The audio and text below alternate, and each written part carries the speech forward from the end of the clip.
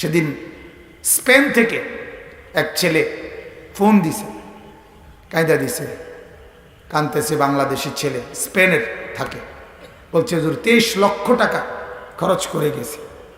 কাজ আপনাদের বয়ান শুনে বুঝি জিন্দিগি কি করছি, কি রোজগার করতেছি। এখন শুধু কাঁদি, বলতেছে হুজুর আমার জন্য দোয়া করবেন, বিড়ি খাওয়া ছেড়ে দিছি, সিগারেট খাওয়া।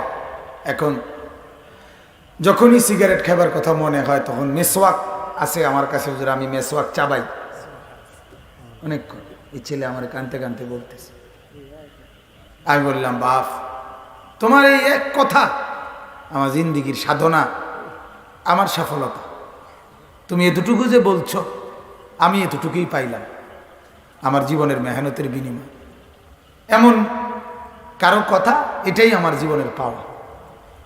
এই আশায় বসে থাকি যে আল্লাহর কোনো বান্দা বদলে যাবে, কোনো যুবক নামাজি হবে, কোনো যুবক চরিত্রবান হবে, কোনো যুবক গুনাহ আর অন্ধকারের রাস্তা ছেড়ে আলোর পথে আসবে। এই জন্য দিবানিশি বলতেছি, অহরহ বলি, বারবার বলি।